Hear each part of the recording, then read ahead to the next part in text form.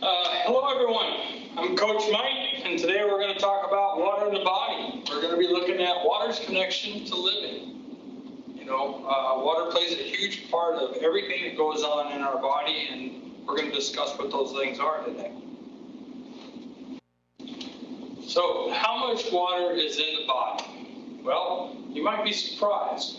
For an adult like myself, we're looking at about 60%. Roughly almost 2/3 of my body is water, okay? So in a full-grown lady, like some of your teachers, it's just a little bit more than half. And for yourself, being fourth graders, we're looking at about, you have just a little bit more than I do, so you're literally just over 2/3. You guys are at 65%. So basically for every 10 pounds, 6.5 pounds of that would be water, all right? And then if you think about a little baby and how squishy and cuddly they actually are about 3/4 water. So does anybody have a baby brother or sister? Right, so your little brother or sister is actually 3/4, they're 75% water. So how much water is in the body, all right? So like we were talking about, what does this mean for you guys being fourth graders? On average, fourth graders, you guys are 100 pounds. Now, I know some of you might be a little bit more, a little taller. Some of you might be a little bit smaller. But for the average fourth grader, we're looking at about 100 pounds. 60 pounds of that is going to be water. For you guys, we're looking at 7.5 gallons. This would be 7.5 gallons. We have a 5-gallon jug, 2 1-gallons, and a 1/2 gallon. This is roughly 60 to 65 pounds of water. This is what you have in your body.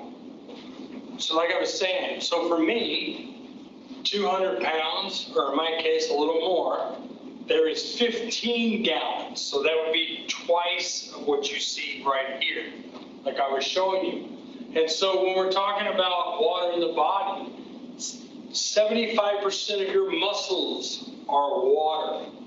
And as anybody, you get done eating a chicken leg or a chicken, you got the bone in a chicken, and that bone can snap. Well, surprisingly enough, in our body, in our bones, 1/4 of our bones are water. Okay, we have water in our bones, and that's what helps them keep from being so dry and brittle that they just snap. All right? So, can anybody name the functions of water? The function of water in the body.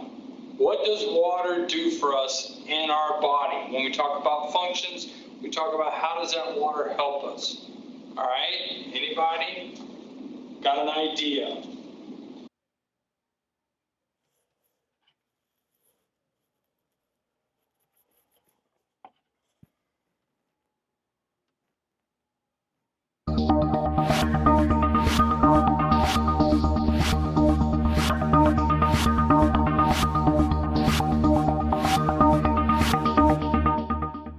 So when we talk about the functions of water in the body, there are 5 basic functions that water has in our body.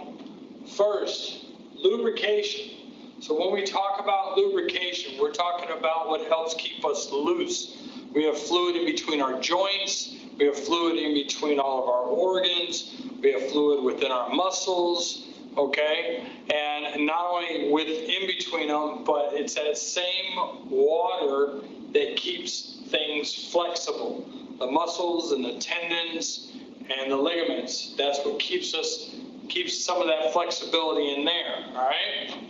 So, secondly, temperature regulation or sweating. We all know about that. We all know that our body sweats when we get overheated. Anybody that does sports, softball, baseball, basketball, even people that swim are going to sweat. They may not realize it because they're in the water all the time, but they do sweat. And during the winter time, you're going to sweat just as much. You got to make sure that you're still drinking water even during the winter time, because we know when we put on all those clothes, we're going to sweat some. So that controls our temperature so we don't get overheated. It helps convert food into energy. So when you eat and that food gets stored, Water helps aid that food to be turned into energy, so you have what you need. You have the fuel you need in order to go out and do the things that you want to do. So make sure that you're drinking enough water, because it helps with digestion. Okay, digestion and being able to turn food into energy, they kind of go hand in hand and they work together. So it's very important. If we don't have the right amount of water in our body, that can affect how much energy, how much go that we're going to have for the day. And lastly, good skin, flexible skin. Obviously, you don't stay this pretty without drinking enough water, okay? So make sure that we're maintaining our water. It's big, it's key for your skin. So what happens if we don't get enough water? How does it affect us? All right, probably one of the biggest things, if you become dehydrated, okay, if you don't have enough water in your body, is it's going to affect your brain. Okay, has anybody ever gone out and done so much play that you start to feel a little dizzy, or you get a little confused? Maybe you get a headache, you lose your balance a little bit. Water plays a key part on that, because we have to keep our brain lubricated so that way it functions and it's able to keep control of our body, all right? So make sure you're drinking enough water for your brain. Otherwise, what else does it do for the rest of the body? The organs of the body are affected. So your heart, your lungs, your stomach, your liver, and of course, your muscles and everything else can be affected along with that with hydration. Hydration is a big part of all of that. So how does the body lose the water? Well, 4 basic ways that the body loses water is obviously when we sweat, we know we lose water. Okay, so it loses water by temperature control or sweating. Okay, so that's very important. If you find that you're out sweating in an activity and then you stop sweating, then it's probably time to stop your activity and sit down and drink water. And you drink it just a little bit at a time. You don't want to guzzle it. You don't want to just tip the bottle over and drink as much as you can. That's not how the body hydrates. It's only going to take in a little bit of that water at a time. But if you find yourself stop sweating, it's probably time to stop the activity, okay? It means that you've run out of water in your body, all right? Through breathing. Everybody's gone up to a glass window and you blow on it and you draw a little heart to say, I love you, Mom, when you're leaving on the bus or what. That's actually moisture coming out of your breath. It comes out of your lungs when you're breathing, all right? And then the last 2, your kidneys and your large intestines. Through digestion, that's through going to the bathroom. So when you go to the bathroom and you pee, there's a lot of water there. We have to replenish that. That water, we got to put that water back into our body as well, okay? So how much do we typically lose? Well, for a guy like my size, if I'm out doing an activity, I'm going to lose quite a bit of water. For you guys, you're probably going to lose somewhere between 1 to 2 to 3 quarts easily just sitting at the house. So if all of a sudden you're sitting at the house all day playing video games, it's on a Saturday, you're not going nowhere, you're still going to lose some water, okay? So we're talking about the fact that you could still lose this much water. This is 3 quarts, okay? You're going to lose that much. For myself, just sitting at home, I'm going to lose this much water. I'm going to lose a whole gallon, all right? But when we get into an activity, all right, so on a day when I'm out at the gym and I'm working out pretty hard, I can probably lose a whole gallon within an hour, but I'm not going to drink all of this. I'm not just going to turn it over and drink it that way. You drink a little bit throughout your workout. So, like I was saying, you're going to lose 4 to 8 cups just by going to the bathroom. So, this is probably about how much you lose peeing every day. So, how do we get our water? How does water enter the body? Obviously, the best way is through drinking fluids. And obviously, the best fluid is to drink water. So, the 60% that your body is made up of water, roughly that's how much you're going to put back in through strictly drinking fluids, whether it be water, orange juice, adults, your coffee, same thing, you're getting your water from that, juices, that's all going to be drinking fluids, all right? 30%, so almost a third of the water you take in a day is going to be through what you eat, mostly fruits and vegetables. We know things like watermelon, it's in the name. There's a lot of water going in there. Oranges, strawberries, whatever else. If you're a vegetable lover, how many people like to just chew on a cucumber? Right, or you put it in your salad, that and the lettuce and spinach and everything else. You're going to have plenty of water in those vegetables too. And then lastly, the last 10% of it is actually made in the body. So it's through certain reactions in the body, water is produced. It's only a small amount, but it's just a way that the body can still have a little bit of water in the system when you don't have it available, okay? It's not the best way, but it still happens. So the water we drink, so we're talking about how do we get it through drinking. So obviously water versus Gatorade versus soda and other drinks. So obviously the best way to get water is water, water, water, right? It's always best just to drink water. But of course we like our sports drinks. I like Gatorade just as much as the next person. I like my coffee just as much as the next person. So obviously that would be one factor. It's kind of the last one. But if I got a good fruit around, I'll always eat a good fruit, especially an orange, something nice and juicy, okay? So natural fruits and vegetables, as we discussed, they have quite a bit of water. That's a great way to get in it. Don't hesitate to put those fruits and vegetables in your meal. It's a great way to maintain good hydration without necessarily having to drink water all the time. Juices. Everybody's had bottled juices. We probably got a big old bottle of it in the fridge, whether it's apple juice or orange juice or some other type. Obviously, the more natural, the better, because then it doesn't have all the added sugar or added salt that the body doesn't really need or won't be using. And then, like I said, sports drinks. I love my Gatorade just as much as the next person. Not saying it's bad, but obviously it should be one of the last ways of getting our water in our body, okay? We know that it provides some other aids, but as far as water is concerned, the best way is still water. And then, of course, everything else. When we're saying everything else, we're talking about sodas, milk has some water in it, but obviously you're not going to drink a bunch of milk when you go out on a hot day. But those types of drinks still have water that the body will take in. We were talking about, you can eat your water, okay? 30% of the water that you can put in your system is through eating foods. And obviously, we stated, fruits and vegetables are going to have the most. As you can see, watermelon, what's in the name? Water.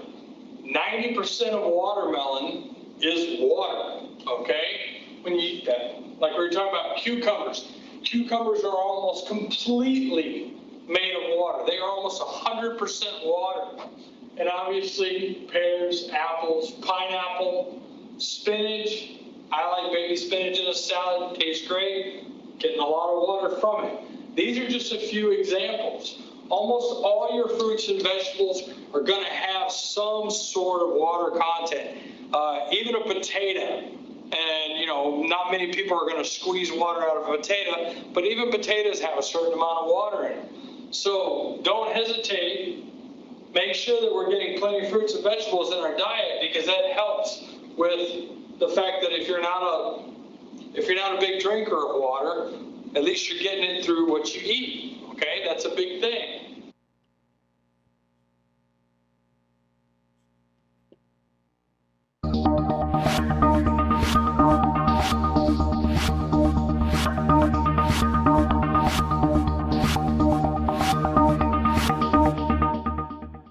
So, what percentage of your organs are water? So we were talking about our muscles. We said that 75% of our muscles is water. Okay, so that's just one area right there.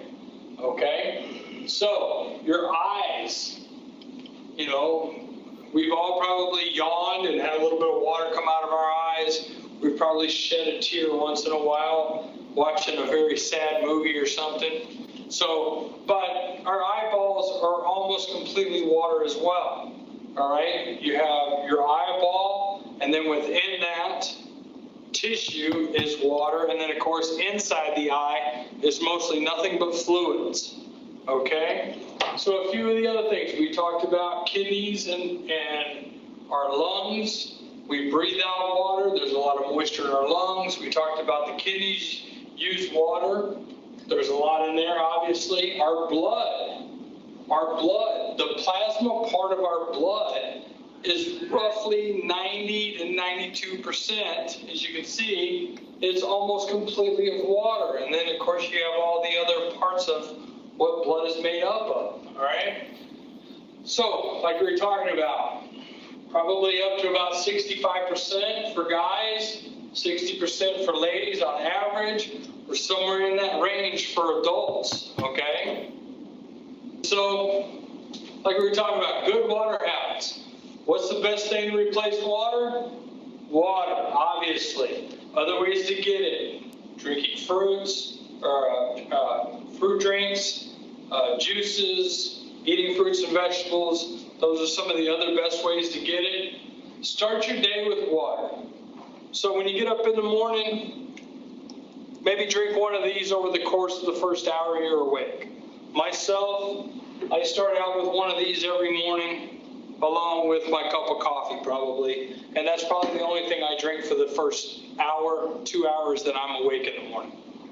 We have been asleep roughly 10 hours. You know, we get our 8 to 10 hours worth of sleep in a night. You haven't had anything to drink for that 8 to 10 hours that you've been in bed. So obviously one of the best things you could do is to drink a little water when you first get up. You might be surprised how much it helps you wake up because of the fact that you are rehydrating, okay? So, drink water throughout the day. We said 1 to 2 glasses per hour.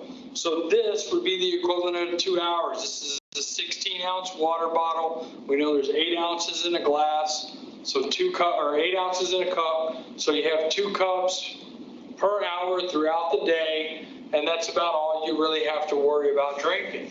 So for you guys that are planning on doing some special activity, and whether it be winter or summer, so if you're going to go out skiing or snowboarding, or if you're going to go out skateboarding or mountain biking or whatever during the summer, you know, especially for you guys that are athletes, you're going to want to drink at least one of these about 30 minutes before you start. 1 to 2 glasses, 30 minutes, half hour or so before you start your activity is kind of what we refer to as a load up. So you're giving your body a little extra water to work with once you get into that activity, especially if you don't get a chance to pause every once in a while and drink during that activity. Your body's still going to have access to a little bit of extra water. And then, of course, like we said, you want to drink 1 glass. So about half of this bottle, you want to have about 8 ounces of water every 15 to 20 minutes during your activity. And then up to 2 hours after your activity, you want to continue to do the same thing. So once again, we're talking about drinking at least one of these an hour. Obviously, it would probably be about 1.5 every hour for a couple hours after your activity, after your workout. If you want to do it in the form of Gatorade or Powerade or some sort of, you know, really good sports drink or something, that's a way to not only get your water, but you're going to get those electrolytes that we were talking about and other things to help the body recover. All right? So, best way to get water. But remember, there's a lot of other ways to get it. Make sure that you're drinking it appropriately, and make sure you're drinking it and when your body needs it, and only to that point. All right? Thank you very much.